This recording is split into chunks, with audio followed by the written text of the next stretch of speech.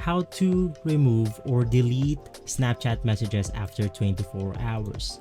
This is a step-by-step guide so you will be able to follow easily. Now, this is extremely simple.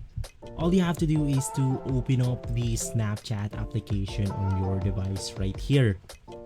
Now, once inside Snapchat, you want to click on the messages icon below the categories right here, and it will take us to the messaging section of Snapchat.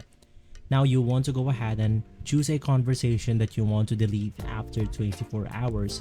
In my case, I'll go ahead and select this specific conversation right here. And once inside, to go ahead and proceed, you want to click on their name right here.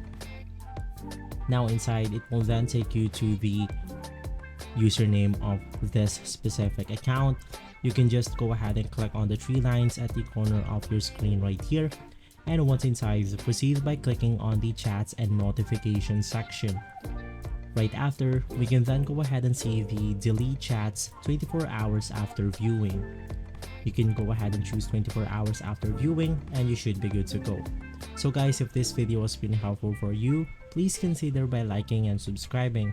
I'll make sure to see you again next time, and as always, thank you.